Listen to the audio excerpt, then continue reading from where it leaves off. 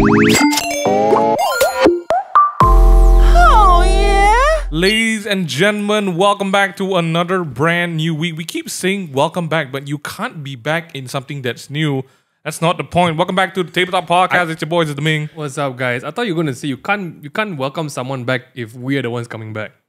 Like technically, they're still you could be in the same So car. they didn't leave. We are the ones we who left left and then we came back. So welcome hello back to again. us. Hello. Hello again. Hello again. This week at the triangular table of happiness, Okay.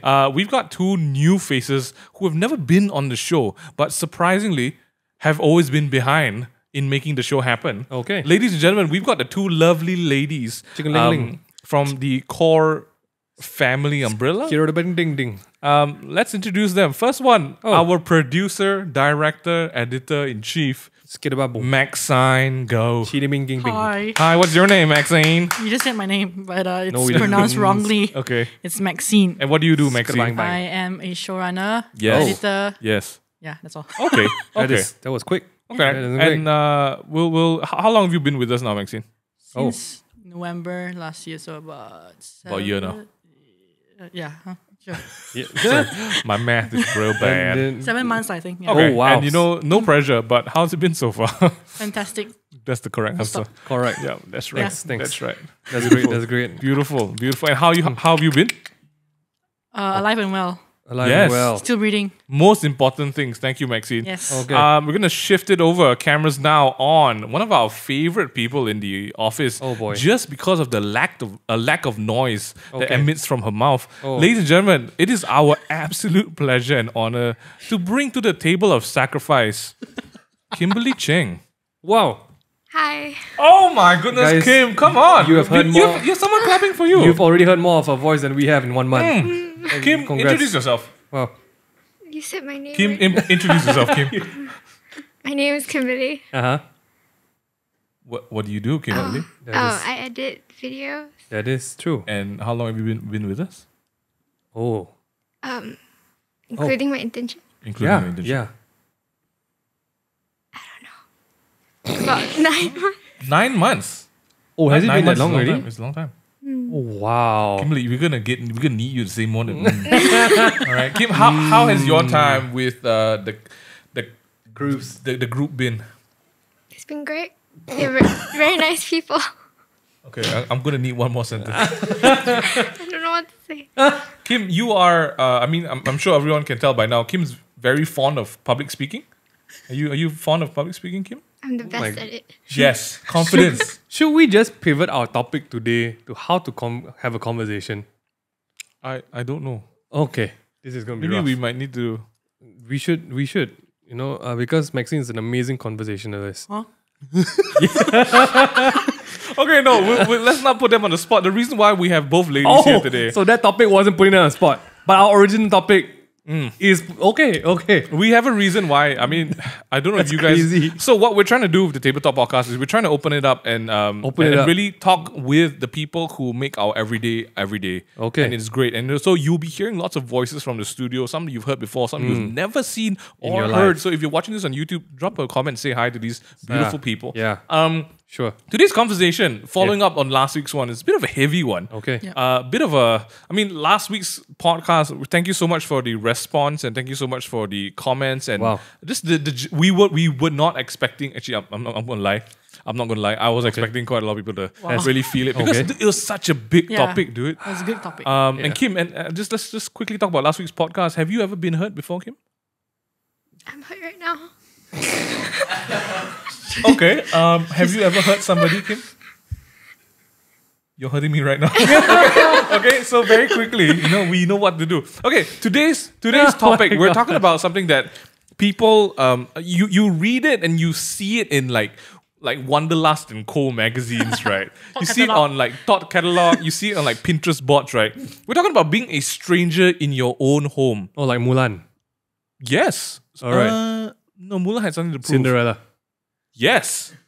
Cinderella and feeling a sense of unbelongingness in a place that you are supposed to belong. Basically, Did you get the wrong address? That's one way of looking at it. Okay. We're gonna explore that, and the reasons why we have these two ladies here is not because they They are always feeling feel that alone all the time. They don't feel like they belong anywhere at this point. No. Oh, isn't that the Okay, qualification? No. Oh, okay. We're looking at logistical, physical. Logistical, like a physical. physical aspect of how that works, Right. With Maxine's Right. story and then maybe Kim and I will share our story from going somewhere and coming back and how Right. it's changed us internally, right, Kim? Oh. Kim is just Okay, yeah. Kim is the epitome. My Epitome. English. Kim is the shining example of human resilience, strength, Yep. And silence. perseverance. Because none of those qualities talk. Yeah. Let's go on All topic. right. So let's kick it off with Maxine's story. Did you know, fun fact about Maxine, that she is not from KL? Minghan? The minute I look at her, I can tell already. Why? What do you mean? Smell a bit different. Okay. Yeah. The bad way or the good way? Now that's something I'm not going to say. Minghan, Y'all want to know? That. Hey, I didn't say you smell amazing. You smell like the forest breeze. Because East Malaysians are all fresh. Okay. That's Okay. Maxine, tell us a little bit about where you're from and how you ended up in KL. Hey, just kidding. I love all East Malaysians. Okay, a lot yeah, of East, sure. All my best friends East Malaysian. Okay. Name me 4. Yeah. Yeah, Maxine. Roy, Okay. Maxine, Maxine's brother, Okay. Darian, Durian. Okay. Darian, Okay. And? Are you sleeping? Jian. I got a friend called Jian. Don't simply. He draws comics. Yeah. Jen. Oh, okay. Yeah, see, all Maxine, fresh. where are you from and how do you end up in KL? Okay. I'm from Kota Kinabalu, Sabah. Wow. What? The mountain?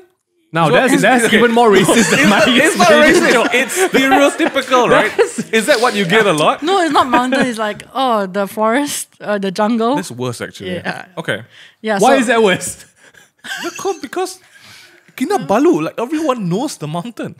Okay. So commonly asked questions. Do you get that every time you tell people where you're from? And they be Wow. like, have you do climbed the mountain before? live the mountain? Yeah, they asked me whether have I climbed Mount K. And then they will tell you whether they have, right? Is it a rite Yeah. of passage? Like to be a proper KK person, you need to climb the mountain? Ooh. Oh. I Oh, mean, my but friends- it would be a good thing, but Oh, really? So have you or have you not? no, I've not. Okay, well that answers a lot of questions. Yeah. So you're from KK. Yes, I am from KK. Okay. Grew up, lived there for my whole life. Is KK Mart from KK? No, Okay. That's a great question. no, it's not. Honest It's question. not. So now Honest to it's goodness. clear. Yeah, so when I came here, I was like, what's KK Mart? I've never seen this in my What hometown. is, guys, what does KK Mart stand for? Kota Kemuning Mart? No, I don't know. I don't know. Kukumat. We don't know. Okay, we don't know. We really don't know. Okay, Yes. go on. Yeah, so, then I came So here you to KL. you studied there. Yeah, I was born, grew up there. Okay. Okay. My whole life. And at what age do you come over to KL? 20, I think. 20. 19 or 20. So something. young. For studies, 2015 I came here. Okay, Then you went to what uni? Went to uni and then now I'm working here. What uni? KDU. Okay. That's not known as MingY KDU was in anymore. MingY was in KDU too You were? for like a smidgen of a time. For like a month. Yeah, Oh, that's I why was it's a 18. smidgen. hashtag KDU. But Hashtag. yeah. I don't know about that. Okay. Maxine, how KDU is it? actually stands for Keep Dreams Alive. Huh? Alive is spelled with an A. Yeah. You want to go with up or All right, sorry. Yes. Yeah. sorry, Maxine? People are so lost. Okay, Yeah. Right. And so the reason why we're asking Maxine this question is because if you are actually Sabahan, I don't know if this applies. Does this apply for Sarawakians as well? Apparently so. Okay, so if you're East Malaysian, apparently, according to Maxine, you have another legal document aside from your IC and passport. Okay, that's if That's if. your parents are West Malaysians. So your parents are West Malaysians. Yeah, so my dad's from Kepong, my mom is from PJ. How did they end up in KK? They both went to Sabah to like work. And then Okay. they met each other there. And then they started a life there. Okay. And Okay. it's very interesting because as Malaysians, we have our IC, our ID, right? Yeah. We have a Malaysian passport which is red in color, dark red. Yeah. Right. Some would say maroon. I'm not very good at colors. Depends how I'm long quite it's in your colorblind. pocket. And also, if you are a person who is born in Sabah but have parents from Semenanjung, you have a blue passport. Is that correct? That's me. I mean, I don't know the rest. So you but have a blue passport? yeah, Yes. I do have a blue wow. passport. So Okay. And then yeah. like when we first heard this story, we were like, you making this shit up. no, I was not. Explain the blue passport. Yeah, what is now. it? What is it? So basically, when I travel out of Sabah, Okay. when I come back, I always have to show my blue passport instead of my IC. Why? Wow. Apparently, I don't know. It's like a work permit thing. So it's like a. Oh wow, that's interesting. I You don't know. I don't know. So sir. okay, wow. for I got Malaysians, that. right? Malaysians, yeah. when we travel interstate and when we fly, right? Don't we just need to show our IC? You show your only? IC Yeah, that's at it. max. So Yeah. have you been ever to East Malaysia, Kim? All the time. Hang on, you have been there once. Multiple occasions. Once. Once. And did you have to present your passport or just no, IC? I did not Just even bring IC, my right? passport to the airport for the first time. Okay, so That's it's yeah. interesting because you know if you're from Malaysia and you travel to other parts of Malaysia, technically it's because it's in the same country. You should only need to show your like IC, right? But Yeah. it's weird. What's even weirder is that Maxine, who is from that place, Right. needs to give proof Yeah. of another set of documents Yes. to be allowed there. Yeah. Okay. So over Chinese New Year, Yeah. you went back, right? Yeah. So this time, like, I didn't have my blue passport because I think it was like expired or something. Because Okay. like I've been here for so long, right? Okay. Yeah. So my parents would say, okay, just show your IC. So that's Just what I show did your lah. So I showed my IC, and then they gave me a slip, and it says like, okay, you only can be in Sabah for 90 days. That is Oh, redonkulous. wow. At least they let you in. no, what? No, that's Oh. not the point. The point My is, it's a question house. is- It's a home. It's exactly. Yeah, Your yeah. birth cert states that Yeah. you were from like freaking Yeah. KK, right? Okay. Why did they not let you in?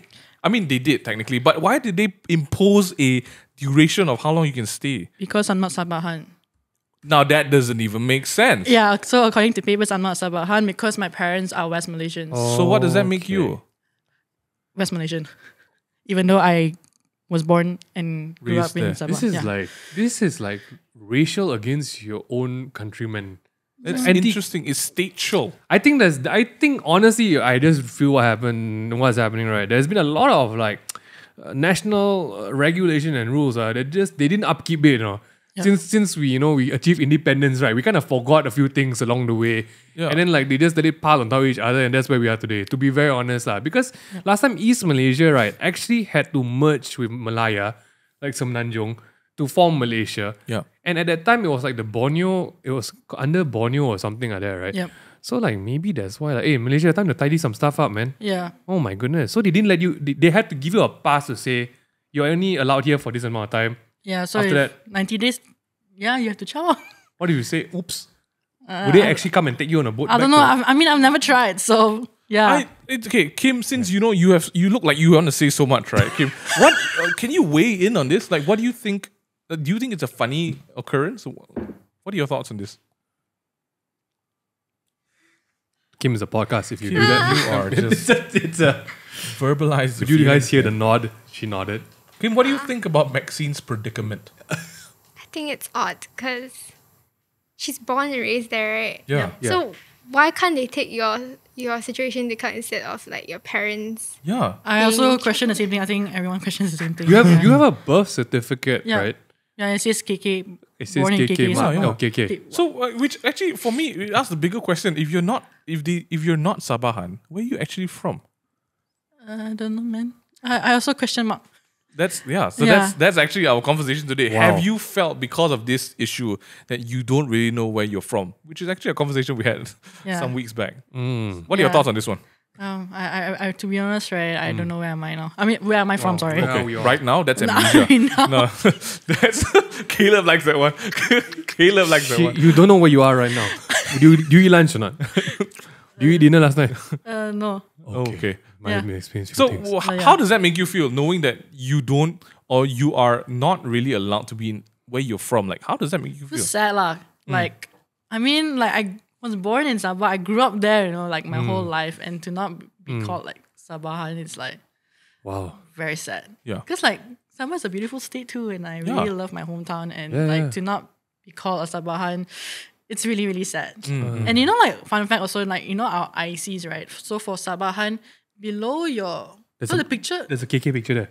So wait, No. on your IC the picture's on your left or right? Left. Left. Okay, okay, whatever lah. I don't know, but on the sorry. bottom right, Yeah. there's a capital H. So if you have a capital H, means hantu. you're a Sabahan. Huh? If you don't have that, But that means you're Sabah not starts with Sabahan. an S. Yeah, that's. So are you proud of the H? No, I'm not. Oh, You don't have the H. So I don't have the H means I'm not Sabahan. What the heck? Dude, the plot Oh. thickens, man. I thought Yeah. I thought there'd be like an extra mountain for KK Mountain or something on your IC. That'd be really Kim, cool. you really want to weigh in this. Come on. What do you have?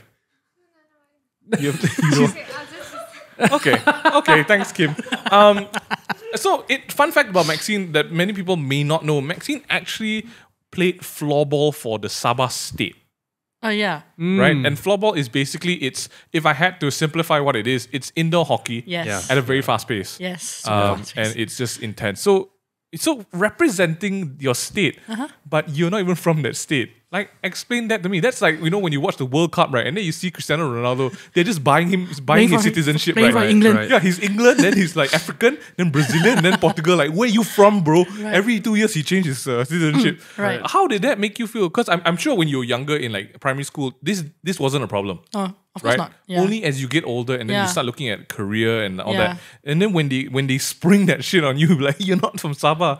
Yeah. Actually, I don't really care whether like on papers I'm a Sabahan. I still call myself a Sabahan. lah. Yeah, wow, I Both like my that. both my brother and I like screw this. Yeah. We're still Sabahans lah Yeah. because it doesn't make sense, It really does. So yeah, I mean, it feels. I mean, to represent my state for floorball, Yeah. I still feel like I am a Sabahan representing my state, like of course. Yeah. Putting the papers aside. Yeah. I think an equivalent, right, is that just imagine you're from PJ, no, you're from Subang. Okay. All right. And then one day you went to Caleb, you are not from you're Subang, not from Subang, okay? Caleb. You are not from... Guys, I just want to ask you, all right, Subang, right, where does the border end? Because Caleb thinks that KLIA is where the border is. Okay? I'm pretty sure. Yes. No way, dude. Okay. District of Subang Jaya, but we all Okay. know Subang is not there. Yeah, Subang is not next to KLIA. Like, That's- it ends at SS15. You know? That's crazy. I mean, okay, started for ends everyone maybe who's having a hard time trying to figure out what it means, just imagine you live in, let's say, Taman Tun, okay? And one day when you're trying to go back to Taman Tun, right, they say like, okay, sorry, you can't be here. You have only like 3 days to leave, then you have to get out of Taman Tun. Yeah. So that's how ridiculous it sounds, because I think for us in Selangor and Semenanjung, we don't have any of these state problems. But can you imagine flying back one day from Singapore or like from Thailand for holiday, and then you get back to Selangor and they're like, yeah, sorry, I can't prove that you're a Selangorian. Selangorian. Even though, right, by Gotta right get in out. the system of the government, you are born in like Yeah. Sabah, right? Do you feel, before we jump over to Kim's story, right? Burning story. You know, because Kim just cannot wait to. She's geared to go already. Hashtag Kim cannot wait. Maxine, do you feel like this whole situation, especially as you get older, do you feel like it's distorted your perception of home and where you are? Oh. A little bit.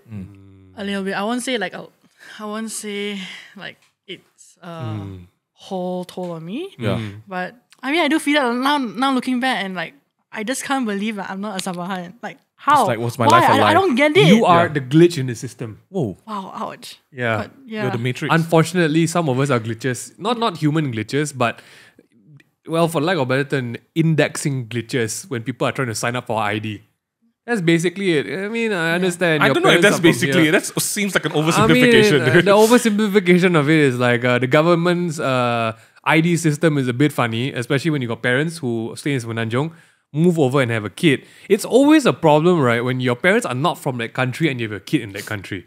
Yeah. So maybe if any of Yeah. our listeners are lawyers or who know about this Government situation, officials, do you we'd guys love know? for you guys to weigh Sort in me out. and Yeah. explain to Maxine how Yes. she can be a full-blown Sabahan. Like man. birth certificate also say born in Sabah, but apparently not Sabahan because the parents are not from Sabah. Interesting. So in my family, only my dad, he recently they've been trying to apply for PR. In Sabah. Yes. You need to apply for a PR In your own country. in not even country, state.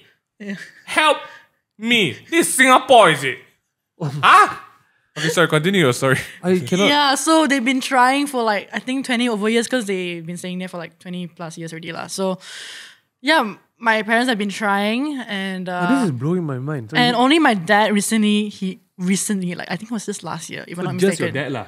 Only has PR. Just so his- my mom, my brother and I, Still it's foreigners. still in a process. It hasn't been accepted yet. Yeah. So I need to also ask, are there benefits in being a PR in Sabah? Like, is this why they're so tight on it? Free healthcare. Yeah, free is that like, schools. do you guys have a completely different like version of money? I think so. Maybe. The soccer Maybe same. maybe something like Like, what's going on there?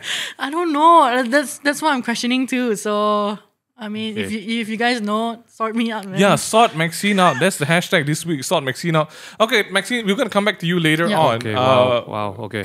It's time to unwrap this one. Okay. Kimberly Cheng. Ching. This one is more of a state of mind as well as it is a physical move. Kim, Wow. you're a fresh age. I'm not gonna reveal your age, in case there are certain young men who are out looking for a girlfriend. But Kim is single. 28. If you guys are wondering, 32. she's not 32. And ready to mingle. 45. Ready to mingle. She's ready for the mingle age, dude. Kim, you live in Selangor, but you were abroad vaguely. for a couple of Couple of years. whiles. Just a Yeah. Just a year. Oh, where do you Yeah. go? 1 year. I felt it was like 4 years. No, it was just a year. University of Sunderland. So, yeah. Kim, Sunderland. tell the story. Where do you go? I went to Sunderland to study What do you study? media production Oh, sweet. And you were there for a year. for a year. Yeah, because I skipped 2 years of degree. You skipped 2 years of your degree. How? Yeah. How? Because You just walked into the office like, hey guys, I just want to skip 2 years. How did that work? I took diploma. Oh. So then, Oh, you're a Okay. smart one, lah. That's Okay, what it's well, well. real humble. Okay. Kim, before you left, walk us through some of the feelings you had before leaving to England. well, I was really scared because Okay. I didn't know anyone. Okay. And my friends weren't going Yeah. there as well. Okay. Mostly just terrified that Okay. I don't know what was going to happen to me there. Okay, but what made you decide to, this is it, I'm gonna go, the cold never bothered me anyway. Like what was the I'm gonna do this? Because my parents gave me an ultimatum. If I don't go now, then I have to study 2 years here. That's such a great deal. It's not just that you go, you also get to travel. That's amazing, right? Yeah. Okay, I'm not gonna ask you so much your experience there because I feel like that one is a podcast we could do with other people who've studied abroad. I want to talk about you coming home to Malaysia. So after leaving for a year, you came back to Malaysia, and did you feel? This is again a very I know the answer to this question. So, but just for the sake of our audience, did you feel after a year of being abroad, coming back home was very different for you? Please don't just answer the question. Go into detail about it. Thank you. Kim, over to you. Friends are old. Well, when I first came back, it felt as if there was like a shift in mentality Oh, For yourself or people around you? for myself, and then also like you realize that you've grown so much abroad that they might still be thinking the same, not really the same way, but a bit different than how you used to think. Or So it's how- like they expected you to leave and come back like the same person. But what was it for you, and how did you realize that there was that tension?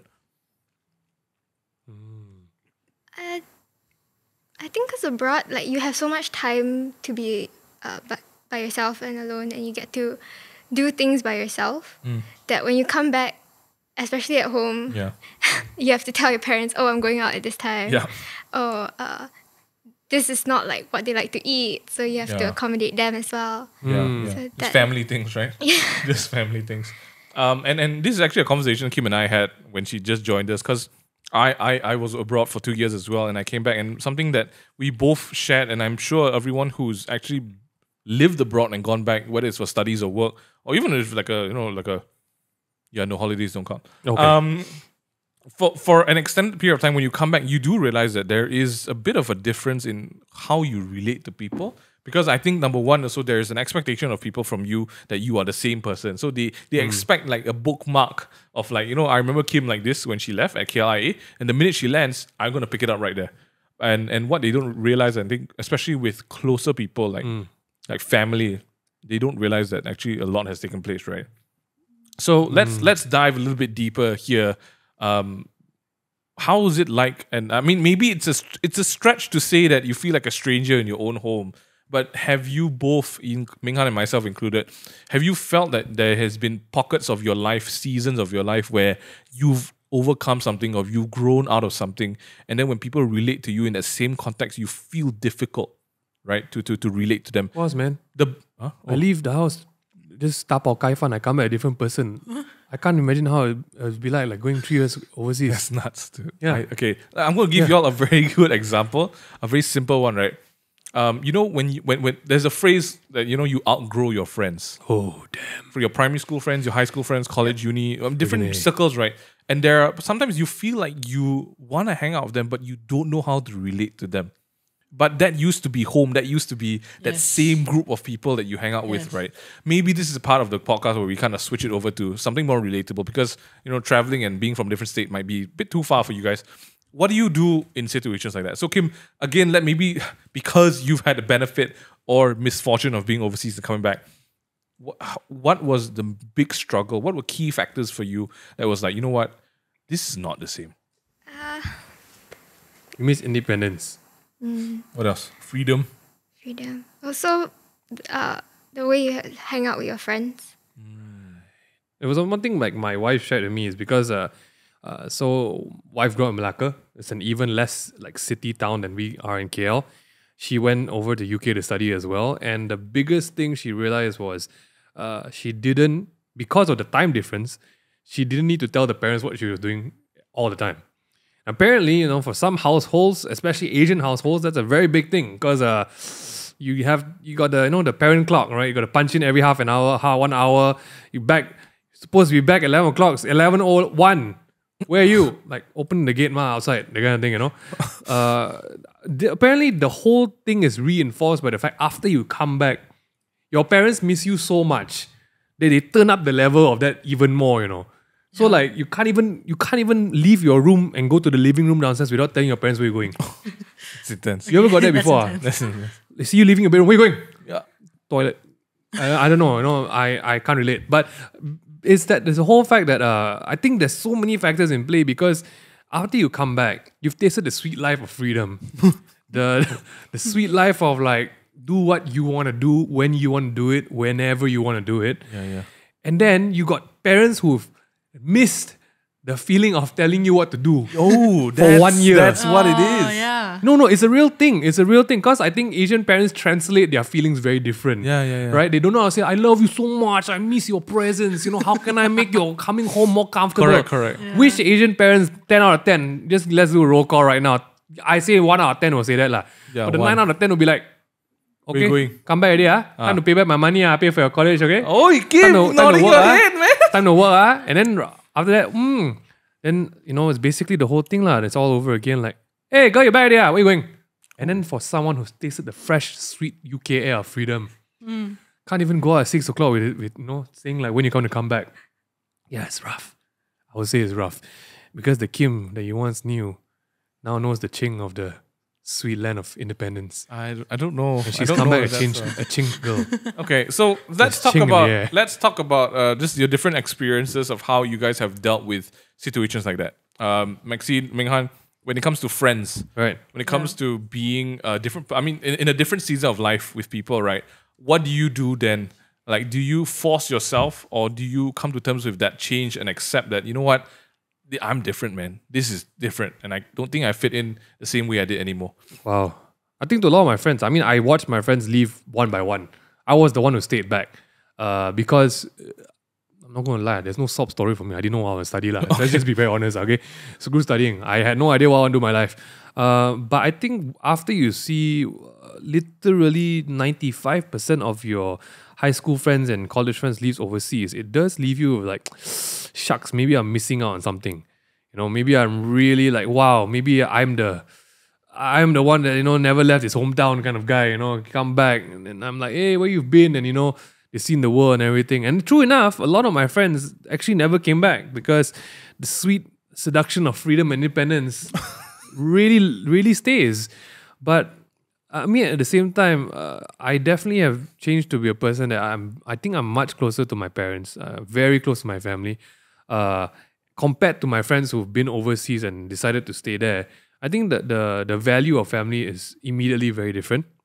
The value of how close or how far you can be. Because I think I make a lot of decisions these days with knowing the fact that my parents are getting older and I don't want to move too far. So that the thought of like moving, right, or working overseas has never really crossed my mind because I want to be there if anything happens. And this isn't shared with a lot of my friends who are overseas. Like, yeah, maybe I'll take the plane back. The plane back, what, 5 minutes you come back home, is it? So like there's a very different value of that. And that value is, but it's my life now. I'm an adult. I should be able to do what I want to do. Versus like, yeah, I'm an adult too, but I can do what I want to do here. So I think there's that whole, I don't know, maybe in college you heard of it, like the opportunities over there. And then you know what my friends end up doing? Go and study actual science, go and work in Topshop.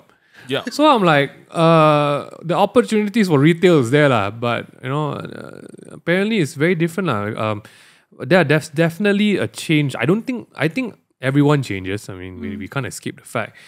But I think the ones who have gone overseas have the benefit of a lot more experience, a lot more exposure to the world, a lot more of mixing pots of all kinds of cultures and here and there. And I mean, the other side of the coin is you kind of get, your sense of belonging gets diluted a bit because your expectation of belonging maybe changes a bit as well. And that's maybe the benefit of me staying here. I've never really questioned where I'm from. I know where I'm from. I'm okay with it. And, maybe it was a blessing in disguise because I finally went to London 2 years ago and freaking hay fever, man. Oh, my Lord, that stuff is not fun. So maybe, the big man had a plan. Big man's plan. I don't know. Big man's plan was not to be in the land. Maxine, Yeah. when it comes to home, being away, going back, and being among friends that you've grown up with, how is that like? Do you feel that there is a difference, and how do you come to terms with that one? Okay, so like I mentioned earlier, I came here to study in 2015, right? So I think the first 2 years coming to KL, when I was a little girl, right, I always like tell my parents, my family, like I always want to come to KL to study, like because of like skyscrapers, KL. Skyscrapers? Which KL are you looking at? I don't know. This the little tall girl, buildings lah. yeah, Okay, great. Skyscrapers. Okay. Yeah. Anyway, so Kota Kinabalu not high enough for you. No. Okay. Yeah. So anyway, so that was always my dream, right? So when I had the opportunity, I came here, and I was like, this is not what I envisioned it to be. I felt so homesick. I always want to go back home, go back home. Every sem break, I will always go back home, like without a doubt. But I think fast forward like 3 years later, I started finding my community here. Because I started working here. So, and I'm very involved in church as well. So like I found a new set of community here. And the reason why I'm still here actually is really because of people. The community that I've found. And if it's not for that, I will be back home. Like a lot of people ask me like, why don't I go back to Sabah? Like, why don't I work there and everything? I think the biggest factor and the biggest reason is really because of the people. And nowadays, I don't really enjoy going back home. Oh, interesting. Yeah, I don't like the internet, is it? No. Okay. Okay, to be honest, the internet used to be crap lah, but now Fiber it's slightly optics, better. But yeah, so last time like I will always find opportunities to go back home, but like even Christmas, Chinese New Year, but last year Christmas I didn't even go back home because I just didn't want to lah, like for what? And I have no friends, like all my friends are here. Okay. And the only closest people that I have back home is my family lah, my parents lah, that's all. So both my brother and I are working here, so it's just my parents back home. So I think the only reason why I go back home is just out of like courtesy, just to be with my parents. Just to see your parents. Friends, not much. Yeah, so Chinese New Year is just to go back for family and I think Maxine brought up a really good point. When it comes to feeling a sense of belonging and even feeling a sense of disbelonging, it really falls back to the people that you're around. Right? It falls back to the community, and I think that's something that if it really makes you think twice about who you are and what you've become. Kim, is that experience similar for you when you came back? Because you went there, you made new friends, you made a new person out of yourself. I think with the independence, with the freedom, the maturity of living alone, all of that contributes to a very different person coming back on that flight back to Malaysia. And do you feel that maybe that is something that maybe, I don't know, like didn't really fit into that same spot that you left? Yeah, I think I agree. Because when I was studying over there, it was the community that made it so much better. Like I would tell, like our friends would say, like the reason why we loved that place so much. It was such a small place. It's not like London where there's so many things that are Sunderland happening. is small, man. It's like Kota Damansara, It's dude. countryside. Yeah. But it was the people in church that made it so much better, and like they would entrust us with so much that it just felt more like home than home. Yeah. I remember a couple of months ago, Kim actually got an offer to go back to England to work. And we talked about it at length, and she was like, hey, should I do it? I was like, what's something that you really want out of this? She was like, I really want to go back because it's freedom. it's independence, it's freedom, it's the community that she's grown to love, right? And maybe that's where we can kind of like bring this topic to a point where we can leave it for another day, like to talk about at length. But I feel like maybe the important part here that the stories all tell from being physically and logistically displaced from a state that's supposed to be your home. Yeah. You're coming back to a country that to a place and a community that you thought as well would be easy to come back to. It's always a sense of belonging that affects us as humans, right? Because I think familiarity plays such an important role in who we are as people. That's how we establish a sense of belonging and home. Right. But then when an internal or external factor changes that, it kind of tips our world all over the place. And for me, that was actually a very big part as well, because I lived in England for 2 years. Again, a small place in England called Loughborough, which is an absolute... It's terrible. It's a bad place. The most exciting place was the Tesco. experience. It's the experience, right? And I think MingY went there under very different people experiences as well. Yeah. People make the place. I'm not gonna lie. And for me, when I came back, it was a different... I was so different. I was so used to being alone. I was a massive extrovert before I left to England, and I come back now. People still don't believe me, but I prefer being alone, and that's how things have changed, you know. And I think even with family and friends, they did expect a version of MingY that left to come back the same, but you realize that internally you will never be the same, man. Seriously. And I don't think this, again, this doesn't apply to just people who have been overseas. For all of you guys who have been struggling and going through some sort of like season in your life where things get hard, the minute you emerge from that season, you are literally a different person, because there are new learnings, right? New changes to your behavior and your mindset as well. Kim, what do you think helps with re-establishing a sense of home and belonging? Maxine dropped one. Maxine was saying, like, talking about community, right? How, like, because that's finding your place and realizing that that's a factor. But now coming back to you and your situation, how do you feel like, you know, what's something you can do to help yourself?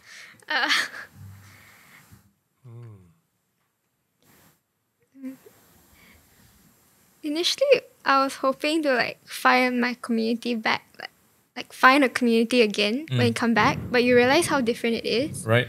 Why is it different? Because because life goes on here too. yeah, and like people change. People change, man. Kim. Change. And then? And so I don't know. One thing that helped me was like keeping myself busy. Yeah, that does help. You know what it's called? It's called the Asian Panadol. That's terrible. Busyness is the Asian MingH, Panadol. as a psychologist, what's the best way? Because I mean, Kim's method of keeping herself busy works for maybe just a couple of like weeks, right? But you can't run from that forever. Right. What is the right way to deal with this? This is probably the easiest said than done thing, right? Yeah. But always know that the fact that you change to that also gives you the ability to change back to something else. Or you're just continually changing, and to claim that, yeah, I am now the person of Sunderland. Okay. Right? No, that's not going to be that. You're going to grow from that chapter of Sunderland into whatever this chapter is again. And you have to realize as well that first few months or the first few weeks in Sunderland or UK or wherever you've been was tough, right? We just don't remember that tough when there are good times, right? So it's really just about, like, are you going to lock yourself into that tough changing time, or look for new opportunities to be this person your next chapter of life is going to be? Because a lot of people get hung up about that. The worst state of my friends right now, I'm freaking 3 decades into life, right? We've passed from university into masters. Some of my friends are doing PhD. And the worst thing they can have, right, is the worst the worst conversations you can have with friends, right, are those who grew up overseas and come back and say, why Malaysia cannot be like that? Wow, they live in a world that only got negativity one, you know. Why people cannot be like that over there? Why people cannot be like that? And you have this person who's stuck in time overseas that is back in Malaysia. That's the worst thing you can be. Of course, you're going to be freaking cynical every day because you have now condescended everything that you grew up with. I mean, if it's that bad, did you have such a horrible childhood? Just saying, do you grow up a horrible, bitter person? Like, were you a child soldier in KL or something like that? I don't know. Were you trafficked around your neighborhood? Okay. No, not implying everything, but these are extreme metaphors. Coming back to just kind of action steps people can action take. steps. Like, I think that simple realization of even if you were in Sunderland, your life after uni there would have been different. There was no guarantee it's going to be happy days all the time. Yeah, it's true. Right? True. So why there's this whole grass over, the grass is greener on the other side. And the minute you come back to this edge of this side of the fence, you're looking back at Sunderland or you're looking back at UK and like, wow, that was a really great place. Would have been great if I stayed on. And then you miss everything that's going on over here. I mean, like, yo, we are all of us who didn't leave for UK, we're still having a great life here. Just saying. So use what you've learned over there and make things here better. I mean, that's basically it. Don't close yourself to that change that happened over there, because the worst you can do is lock yourself into the overseas version of you, which, by the way, the university life is a beautiful life if you've got the right friends. Just saying. And that should serve as an amazing foundation for you to be a great friend in your work life over here. Use everything that you benefited, and like most of them think like, no, I only can do this in UK. I cannot do it here. I mean, yes, many things you cannot do, like smoke weed in public, walk around with, all these kind of things. Amsterdam is a very different place in UK as well, right? You can't do things like Europe that here. is not really in. Europe, Amsterdam, Germany, Russia, same thing to me. Wow, Of course this it's guy. not. I've never been overseas. I have. It's more of a fact that the simple steps to taking of that is if you claim that being overseas has opened your eyes. I mean, the simple steps is like finding a sense of belonging here. You need to realize that you open your mind to find a belonging there. And coming back home, you need to do the same thing to that's find a your good one. belonging back here. If you have claimed that traveling overseas has broadened your horizons, given you an open mind, is your mind closed about finding home again here? Because that's setting you up for a very interesting adulthood if you can't find home within your home. You should use all these experiences as a strength to help your family and your friends back here, share that same joy that you have over there. And that's basically it, because the saddest thing you can do is come back home and say like, yeah, home's not good enough. Now that is called condescending, and that's bad. Sure, there are things to work around. Sure, there are a lot of things to smoothen around the edges. But hey, home is home, man. Home made you. Home paid for your freaking air ticket there. That's true. That's Just true. saying. I'm saying all this because I'm like, Haley, if you're ever watching this one day, Wow, I love it. I'm one guy's on you. So Okay, I'm gonna wrap it up with just some. sweet treats. I think it's important to be aware of the change that has taken place in life, right? No matter what the season is, who you are. At every other year, every year you're growing, right? So there's bound to be things that come in and out of your life. I think for everyone who's experiencing some sort of displacement, maybe that's the best way to call it, right? Is that it's not that you cannot do anything about it. I think it falls to you at the end of the day to just sit in that circle and be like, oh man, life sucks. People don't get me, right? Yeah, they don't get you, but what are you doing to help them get you?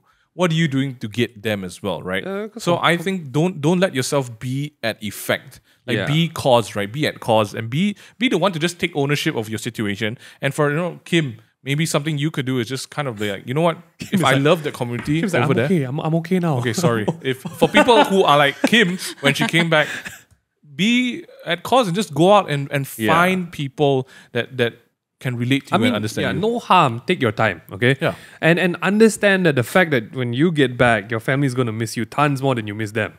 So let them do what they need to do for a while, okay? Let the parents boss you around for a little bit more, okay? They had a year of no. Can you Shut up, imagine? PL. Yeah, What can, up? can you imagine Yeah, it's all good. Can you imagine like they have nobody to talk to, No lah, God, she got two other Can you siblings. imagine the father woke up, girl. God, she got one more girl and one more boy, so don't worry. Then he's not talking about both of them. It's weird, Okay, well, guys, thank you so much for being at this conversation today. We're gonna jump into this a bit more next time because I feel there's a lot to unpack. Yeah. Of course. But for everyone else, I hope you guys had probably something to take away from this podcast today. If not, then you know what? That's on you. Okay. You can always be at cause, guys. Learn something from everything. Yep. Tell us what you want us to talk about next on the next Table Talk podcast. We will be here, same time, same place, unless one of us has a problem. Yep, Till that's then, true. wipe your hands, clean your bums. Any last words to your friends, Maxine?